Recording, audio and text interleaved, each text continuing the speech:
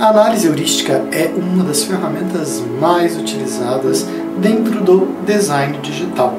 Mas afinal, por que a gente utiliza tanto essa ferramenta, ou qual a importância, a relevância dela dentro do projeto do design digital para a user experience, por exemplo? É um pouco disso que a gente vai debater um pouco neste vídeo, nessa nossa conversa. E vale a gente começar entendendo, afinal, o que é uma análise heurística.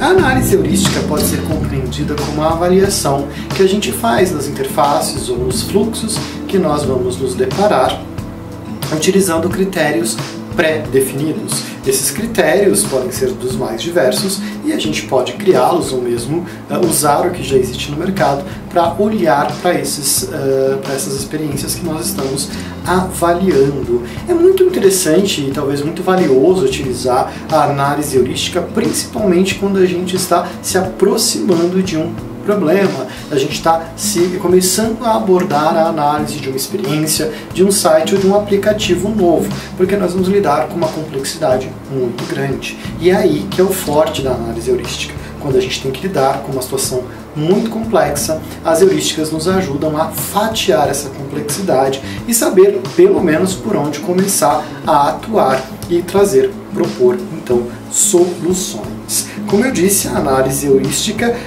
serve principalmente para reduzir ali a complexidade. Mas vamos entender então quais são ali os principais motivos pelos quais a gente utiliza heurísticas. Lembrando que as heurísticas vão muito além das heurísticas de usabilidade ou heurísticas para experiência de uso. As heurísticas são utilizadas dentro das ciências sociais para resolver aí ou para nos ajudar a abordar diversos problemas complexos. Os 4 principais motivos pelos quais a gente vai utilizar ou é recomendável utilizar heurísticas, a gente pode entender como, primeiro, reduzir o esforço mental para a gente tomar decisões, por isso que é super importante quando lidamos com situações complexas num primeiro momento, simplificar questões complexas e difíceis para a gente começar a abordar, ser o caminho rápido e acurado para a gente conseguir chegar a uma conclusão, a um caminho, ou que a gente consiga então definir ali alguma hipótese para a gente trabalhar e também para ajudar a resolver os problemas complexos com quais nos deparamos.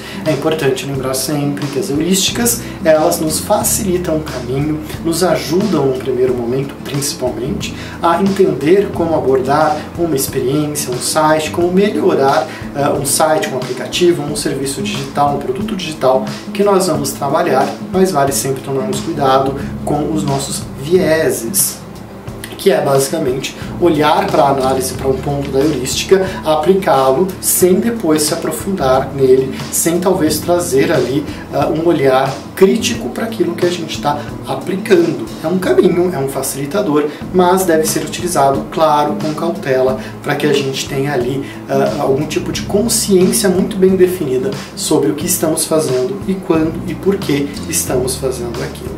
Como eu já disse, a própria análise heurística, ela pode ser utilizada, né? A gente pode utilizar heurísticas dentro do campo do design digital. Coisas que já existem, são listas, já foram definidas aí por grandes nomes no mercado, pessoas que são reconhecidas, listas que já foram utilizadas, reutilizadas e que a gente tem bons feedbacks, ou eu posso criar a minha própria lista que vai ser baseada na minha experiência pessoal de trabalho, na experiência que eu tenho, nas interações que eu tive, ou uma junção, uma mescla de diversas heurísticas que eu venho lidando, ou que eu trabalho, ou que eu conheço, para que eu consiga abordar inicialmente determinados problemas e situações complexas que nós vamos lidar enquanto designers digitais. Vamos entender então, vamos ver alguns exemplos práticos dessas listas e o que elas nos trazem como provocação, como olhar e como análise para que a gente possa levar para as interfaces que nós, das interfaces, fluxos, sites, produtos, enfim, que nós vamos lidar, abordar enquanto designers, guiar ali processos de melhoria em usabilidade ou na experiência de uso como um todo. O primeiro delas são as metas de usabilidade de Roger Chapman Priest, que tem 7 itens interessantes para que a gente consiga analisar inicialmente esse produto digital que nós vamos nos aproximar enquanto designers. O primeiro desses itens trata da eficácia, que nada mais é do que o produto deve fazer aquilo pelo qual ele existe. a gente tem que primeiro entender, segundo essa lista, se afinal ele faz aquilo que se propõe. Ou seja, se por exemplo o nosso produto é um produto para pagar contas, pagar um boleto bancário, por exemplo, a eficácia trata de ele realmente faz um pagamento. Eu consigo entrar nele e efetuar um pagamento de um boleto bancário que eu precise. Então ele tem a eficácia que nós precisamos. A eficiência trata do quanto é fácil, simples, ou quais são os suportes que esse produto dá para que essa operação seja feita de maneira mais fácil, ou mais simples, ou que tenha uma experiência mais positiva. Por exemplo, no pagamento deste mesmo boleto bancário que trouxe como exemplo, vamos supor que a leitura do código de barras seja um elemento de eficiência. Ao invés de eu ter que digitar um longo número, um número que tem ali diversas combinações, eu consigo ativar a minha câmera, ler um código de barras e a partir disso efetuar o pagamento, alcançar a eficácia do próprio produto. Então a eficiência são aqueles elementos que vão ajudar as pessoas a fazer aquilo mais rápido, por exemplo. Depois nós temos a própria segurança. Eu tenho que entender o quanto seguro é operar aquela ação dentro do sistema que a gente está propondo. A segurança precisa ser garantida pelo processo e informada para o usuário. Por isso que ela também é um elemento da experiência. Não só eu garanto a segurança, como eu informo a segurança para os usuários que estão utilizando. Depois a própria memorização, né? Desculpa, o quarto item, pulei um, que é a aprendizagem. É fácil de aprender, ou seja, eu consigo entrar ali naquele sistema e entender por onde eu vou efetuar o pagamento do meu boleto bancário. Então aqui também entra vários recursos que a gente pode utilizar, como por exemplo um modelo mental, como isso é feito de forma analógica, para ajudar as pessoas a aprenderem a fazer aquilo pela primeira vez dentro do sistema. Então a aprendizagem, o quanto é fácil eu aprender a usar aquele sistema para realizar a operação que eu preciso. E o quinto item aí sim é a memorização, o quanto eu consigo lembrar de como foi feito aquilo depois de um tempo sem fazer aquela operação. Eu entro ali para pagar um boleto e só vou pagar um boleto 3, 6, 4 meses depois. Eu consigo lembrar como aquilo foi feito ou eu preciso aprender tudo de novo? A memorização é muito importante, porque se eu consigo lembrar como foi feito, é mais rápido do que se eu tiver que reaprender tudo. Por isso, a memorização como elemento importante da experiência e da própria usabilidade. A utilidade, é melhor eu fazer esse pagamento usando esse sistema que eu estou propondo do que por outros caminhos, como por exemplo o analógico. Então quando fala-se de utilidade, é muito importante que o sistema consiga pelo menos ali ser mais interessante ou mais fácil ou propor algum tipo de benefício do que, por exemplo, em outras atividades ou melhor, em outros caminhos possíveis de eu efetuar esse pagamento.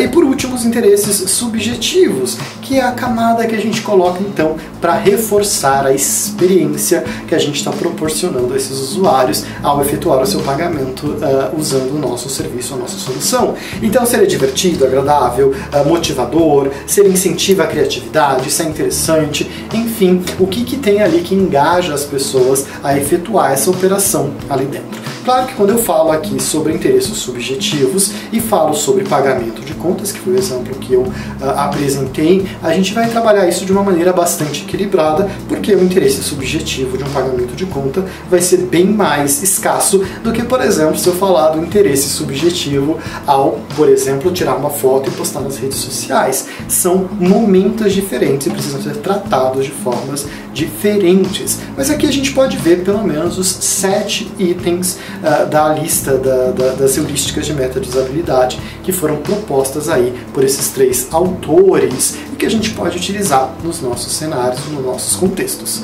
A próxima que eu quero compartilhar com vocês, é claro, são as metas de usabilidade de Jakob Nielsen.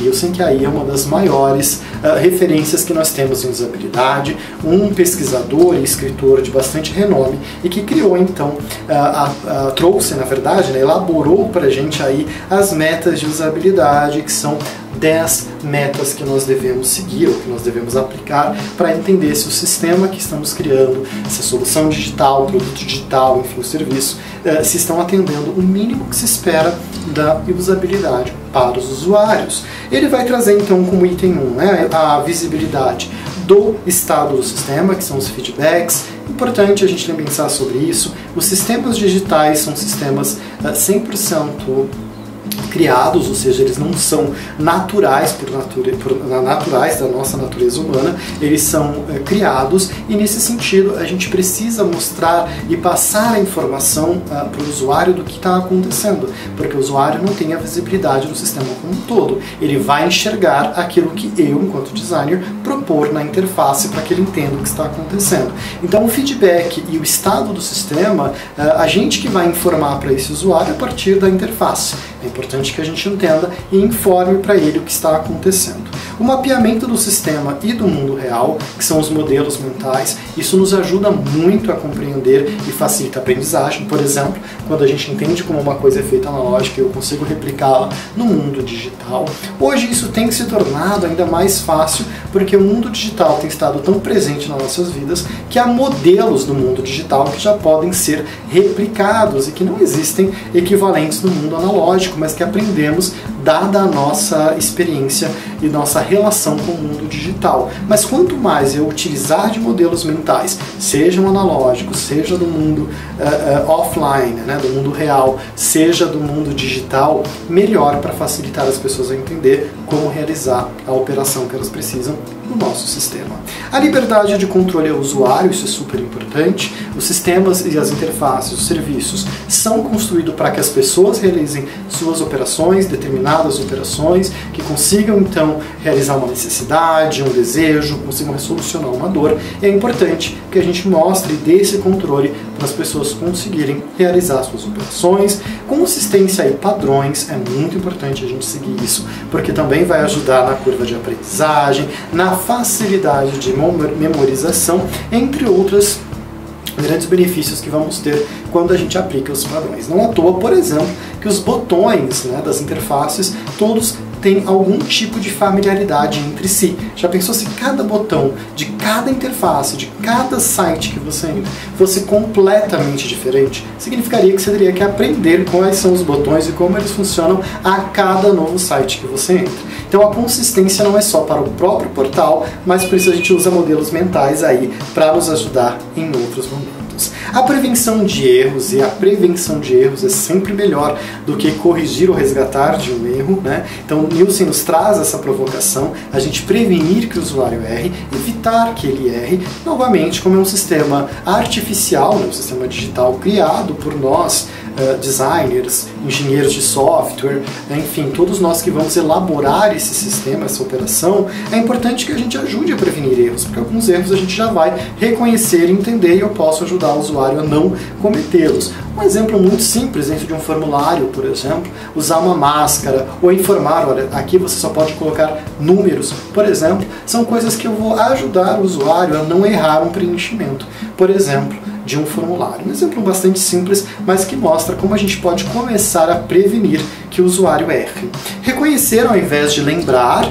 Falei um pouco do botão, que tem uma certa consistência entre todos os sites, ou a maioria dos sites que a gente visita, enfim, ou que pode ter uma relação com o mundo analógico, como o próprio conceito de desktop ou mesa de trabalho, que começou a partir disso, né, do modelo que eu levo do analógico para o digital, para facilitar as pessoas a entenderem a sua navegação. Reconhecer ao invés de lembrar é um ponto importante. Eu entender para aquilo, como aquilo funciona, ou para que aquilo serve dentro da interface, ajuda muito do que eu tenho que ficar lembrando, toda vez que tem alguma coisa nessa cor é por causa deste motivo. Não que o lembrar não possa ser usado e que em alguns momentos seja interessante, mas se você usar reconhecer, vai ser mais rápido. Flexibilidade e eficiência de uso. Então, o quanto que a interface, o site, a solução, o produto digital consegue se adaptar às diversas pessoas. E nós temos cada vez mais pessoas dentro do ambiente digital com culturas diferentes, aprendizagens diferentes, e até o próprio conhecimento sobre o digital bastante diferente. E nesse aspecto é importante que a gente entenda como eu consigo flexibilizar e quais são os recursos que eu vou colocar dentro do meu produto para que as pessoas consigam realizar suas tarefas, consigam então cumprir o objetivo pelo qual elas entraram naquele sistema. Por que isso é importante? Então, só lembrando, a eficiência são os recursos que ajudam as pessoas a fazer o que elas precisam, e quando eu falo de flexibilidade, às vezes os recursos vão ser diferentes para determinados públicos e quanta familiaridade esse público tem com o ambiente digital ou com ambientes específicos, como o do mundo financeiro, por exemplo. Tudo isso vai depender do olhar do designer, de entender o contexto e ver como aplicar a melhor solução. O design estético e minimalista. O minimalista está relacionado à carga de trabalho. Quanto menos, quanto mais simples, quanto menos informações eu passar para o usuário por blocos, melhor, porque eu consigo lidar com uma quantidade de informação.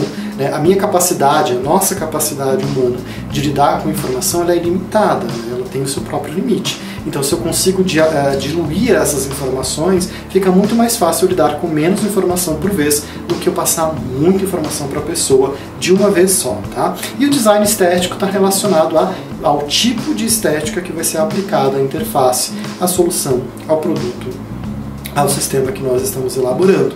Lembrando sempre que a estética, diferente da beleza, ela tem os seus próprios critérios, elas podem ser avaliadas. Sim, ela não é subjetiva, a estética não é subjetiva. Uma das ferramentas que a gente utiliza, por exemplo, para analisar a estética é a Gestalt. Gestalt nos traz ferramentas específicas para entender se o tipo de estética aplicada àquele contexto é o mais adequado, de acordo com as pessoas, com o contexto e com o tipo de uso que vai ser realizado ali. Então, estética não é beleza, a estética é analisada sim, e a Gestalt é uma das ferramentas para que a gente analise isso. Suporte ao usuário conseguir reconhecer, diagnosticar e recuperar dos erros. Claro, mesmo que a gente trabalhe para prevenir os erros do usuário, algum erro vai acontecer, principalmente alguns erros que a gente não mapeou, a gente vai mapear e vai conseguir trabalhar para prevenir depois, mas se uma vez que aconteça um erro, como que o próprio usuário consegue reconhecer, consegue então voltar ao estado anterior, quais são as ferramentas que a gente proporciona para ele se recuperar daquele erro que aconteceu, né? E por último, ajuda e documentação, né? Então, sejam os FAQs, as perguntas frequentes que a gente oferece para os usuários, ou outras possibilidades que a gente tem para ajudar os usuários a compreender aquele sistema que nós estamos desenhando, analisando e melhorando em relação à usabilidade. Esses são os 10 itens, os 10 tópicos que Jakob Nielsen nos trouxe já há muitos anos e que se tornou, claro, uma das grandes referências que nós temos quando vamos falar sobre análise heurística, que vai ser a análise que a gente vai ter sobre os nossos serviços, utilizando critérios já pré-definidos, critérios estudados e que nos ajudam a entender a usabilidade. O próximo, então, que nós temos são os critérios ergonômicos, que foram feitos aí, consolidado por Sibes, Bettiol e Faust. São critérios, aqui são só 5 critérios, mas eles são muito profundos, tá? Cada um deles existem diversos itens que a gente vai analisar quando eu escolho tratar a análise heurística do serviço, do site, da interface, do fluxo, por meio dos critérios ergonômicos, tá? Então ele vai falar do primeiro, que é a condução. Então é todo o grupo de informações que a gente tem que ajuda os usuários a realizar a sua tarefa. Isso trata, por exemplo, da legibilidade, do texto que eu estou aplicando, das informações, até setas, ícones que eu utilizo, e ajuda os usuários a entender o tipo, para onde vai, qual é o tipo de interação que é permitida, ou que é possível, ou que é necessária que ele efetue. Então a condução reúne diversos elementos, mas trata basicamente de como eu consigo ajudar o usuário a passar por todo o processo e realizar aquilo que ele quer dentro do serviço que eu estou propondo, enfim, do produto digital. A carga de trabalho, a gente falou um pouco sobre isso também com o Nielsen, que é basicamente eu ter um equilíbrio entre a quantidade de informação que eu preciso passar para o usuário e a quantidade de informação que eu posso passar em outro momento. Dentro de um fluxo, por exemplo, talvez eu possa informar para o usuário em momentos diferentes, grupos de informações diferentes, para que eu não precise passar tudo de uma vez e então o usuário realizar a operação. A carga de trabalho é um desafio muito interessante da experiência de uso e da usabilidade como um todo, porque trata de qual o contexto que nós estamos inseridos. E às vezes a carga de trabalho ela precisa ser um pouco maior em determinados contextos do que até mesmo a gente gostaria, mas é importante que ela tenha aquela carga, aquele peso para determinadas situações críticas, por exemplo. Então as decisões nem sempre podem ser fáceis ou devem ser fáceis dependendo do contexto de uso. Eu gosto bastante de pensarmos nessa provocação.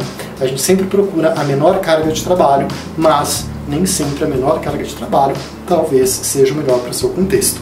por isso que a gente tem um agente humano, que somos nós designers, fazendo a leitura sobre o contexto e sobre a experiência. O controle explícito também fala sobre passar o controle ao usuário. Todo o produto, toda a solução é construída para que as pessoas consigam realizar uma ação e eu preciso dar para ela todo o controle para que ela consiga realizar a sua operação. Duas ferramentas para que ela consiga chegar lá e realizar o que ela precisa. A adaptabilidade, a gente falou também sobre flexibilidade com o Nielsen, basicamente como eu me adapto a diferentes contextos e usuários. Então, os usuários podem usar o nosso produto de uma maneira diferente, como eu consigo me adaptar e oferecer para eles as informações necessárias ou os recursos necessários, até dependendo do uso que eles têm.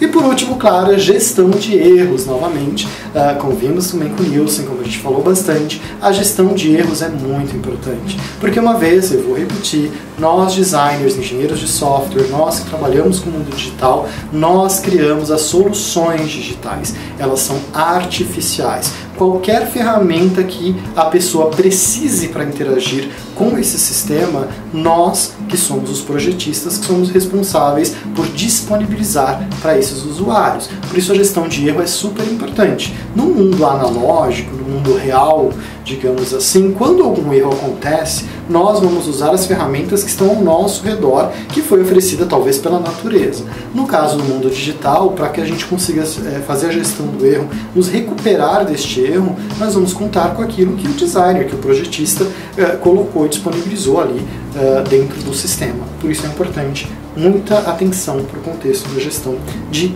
erro.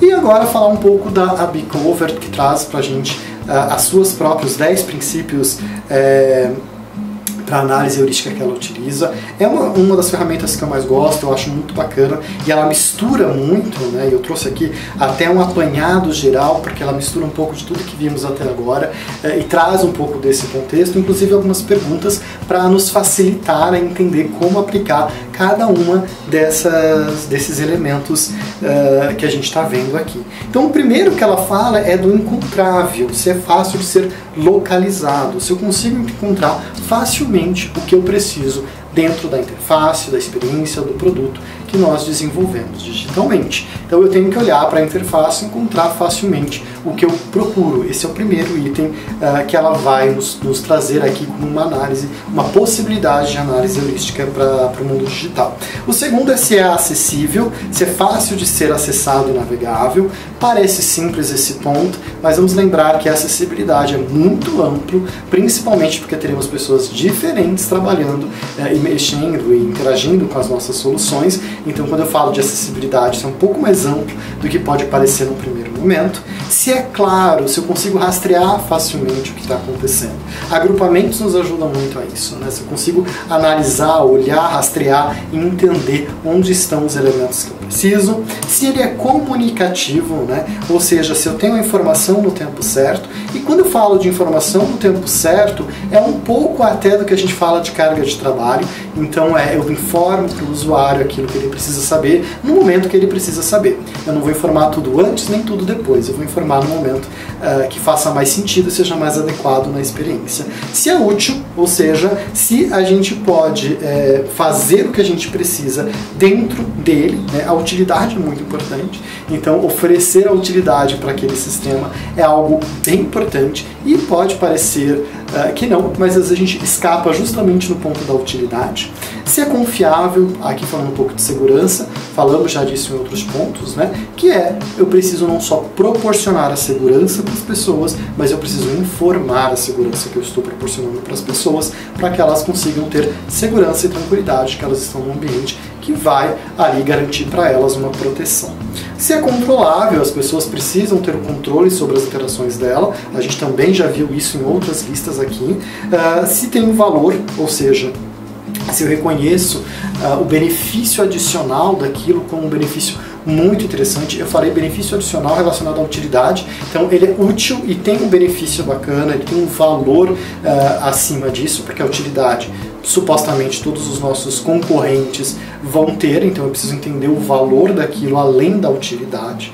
E isso é fácil aprender também, se eu estou interagindo ali e consigo aprender, se a curva é fácil, se eu reconheço, enfim, tem vários elementos que ajudam a gente a analisar isso, e se ele é encantador, que é o terceiro ponto ali da parte subjetiva da relação dos usuários com os nossos serviços, né? Então eu preciso saber que ele é útil, eu preciso reconhecer um valor nele, e por último eu posso ser encantado ali por outros recursos que me surpreendam positivamente, ou que tornem aquela experiência ainda mais surpreendente. Então aqui a Webcover traz para nós 10 pontos que a gente pode utilizar para então fazer a análise heurística dos nossos sites, dos portais, dos produtos digitais, dos aplicativos, daqueles contextos complexos que nós vamos abordar inicialmente. Essa é a última lista que quero compartilhar com vocês aqui. Lembrando que a gente pode mesclar todas elas, usar alguns elementos, nem todo o contexto precisa ser aplicado todas essas heurísticas.